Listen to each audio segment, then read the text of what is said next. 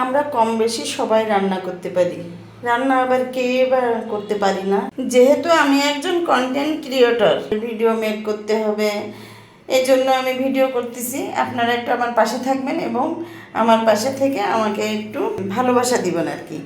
তো চলে আসলাম। Hello everyone, আসসালামু আলাইকুম। পরোটার রেসিপি নিয়ে, শাহী পরোটা। তো আমি এখানে রুম টেম্পারেচারে থাকা আমি 300 মিলি পানি নিয়েছি, যে 1.5 চা চামচ পানির ভিতরে একটা ডিম দিয়ে দিলাম, আর গুঁড়া দুধ দিয়েছি, দিয়ে দিলাম হচ্ছে চিনি দিয়ে দিলাম 1.5 টেবিল চামচ, আর স্বাদ মতো লবণ দিয়ে দিলাম। একটা হ্যান্ড উইচের সাহায্যে আমি সব উপকরণগুলো একসাথে মিলাই নিচ্ছি। মিলাই নেওয়ার পরে আমি মেজারমেন্ট কাপে এখানে আমি আটা দিয়ে দিচ্ছি 2 কাপ। তারপরে একটু মিলাই নেব, লাগলে অল্প অল্প করে দিব আর কি আটাটা। তো আবারও আধা কাপ দিয়েছি মেজারমেন্ট কাপের। তারপরে আবারও আমি মিলাচ্ছি, ভালোভাবে মিশাই নিচ্ছি একটা হ্যান্ড উইচের সাহায্যে। তারপরে আবারও দিলাম। তো এই টোটাল মোট হচ্ছে 3 কাপ হইল। দিয়ে আমি হাতের সাহায্যে ভালোভাবে একটু মথে নেব আর কি। তারপরে খামিরটার পরে আমি একটু সাদা তেল দিয়ে দিলাম, দিয়ে আমি ভালোভাবে একটু উপর থেকে তেলটা মিশাই নিয়ে তারপরে আমি আটাটা রেখে দেবো।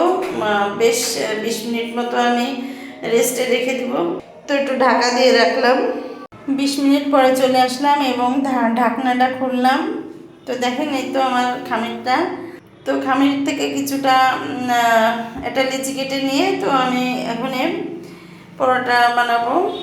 আর এখানে একটা বাটিতে একটু সাদা তেল নিয়েছি, নিয়ে তারপরে আমি একটু কর্নফ্লাওয়ার দিয়ে আমি তেলটা মেল্ট করে নিচ্ছি। আর হচ্ছে আমি এখানে 2 টেবিল চামচ দিয়েছি আমি কর্নফ্লাওয়ার।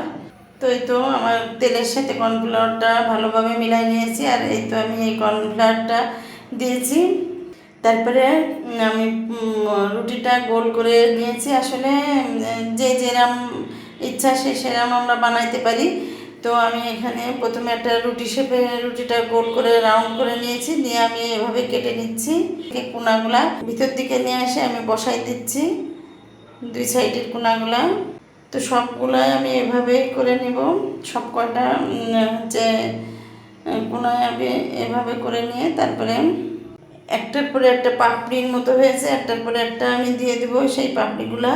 তারপরে একটা বলের মতো করে তারপরে আবারও রাউন্ড করে একটা রুটি বানাবো। তারপরে ব্রাশ দিয়ে আবারও আমি তেল ব্রাশ করে উপরে একটু কর্নফ্লাওয়ার ছিটাই দিয়ে আমি এই পরোটাটা একদম স্কোয়ার শেপে করছি। উপরে একটু কর্নফ্লাওয়ার ছিটাই দিয়ে তারপরে আমি বেলে নিব। তো এই তো আমার বেলা হয়ে গেছে, আমি স্কোয়ার শেপে করছি। আর এটা হচ্ছে আরও একটা করেছি, এটা হচ্ছে রাউন্ড শেপে। চুলায় একটা তাওয়া দিয়ে তারপরে আমি তাওয়াটা গরম হইলে আমি রাউন্ড শেপে যে পরোটাটা করেছি ওইটা আগে দিয়ে দিলাম। তারপরে একটু এপিট ওপিট ভাজার পরে আমি একটু সাদা তেল দিয়ে নেব। ঘিও দেওয়া যায়, কিন্তু আমি ঘি দিচ্ছি না, সাদা তেলটা দিয়েই আমি ভাজতেছি। তো হয়ে গেছে আমার একটা রাউন্ড শেপের পরোটাটা আমার ভাজা। তো হয়ে গেল একটা পরোটা। আমি এবার স্কোয়ার শেপের পরোটাটা আমি চুলার পরে দিয়েছি। এভাবে আমি সবগুলো পরোটা আমি বেলে নিয়ে তারপরে ভেজে ফেলবো। তো দেখেন কি সুন্দর এই যেগুলো স্কোয়ার পরোটা আমি করছি ওইগুলো যে কি সুন্দরভাবে লেয়ারগুলো একদম ধাপে ধাপে একদম গুনে নেওয়া যায় আর কি।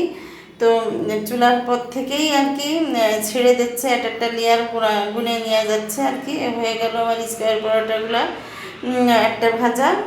তো আরও একটা দিয়ে দিলাম চুলার পরে। তো এভাবে আমি ভেজে নেব সমস্ত পরোটাগুলো।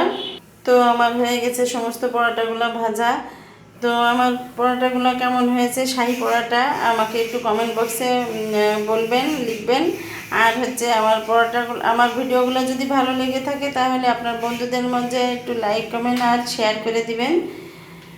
তো ইচ্ছা হচ্ছে অনেক দূর যাওয়ার, আপনাদের সহযোগিতা ভালোবাসা না হলে আমি হচ্ছে দূরে যেতে পারবো না। তো দেখেন আমার পরোটার ভিতরের অংশগুলো আমি দেখাচ্ছি, একটা স্কিন একদম একদম গুনে নেওয়া যাচ্ছে। তো হয়ে গেছে আমার পরোটা, আমি একটু সাজুগুজু করে দিচ্ছি। তো সবাই ভালো থাকবেন, সুস্থ থাকবেন আর আমার জন্য দোয়া করবেন। আমি কিন্তু সকলের জন্যই দোয়া করি। আল্লাহ হাফেজ।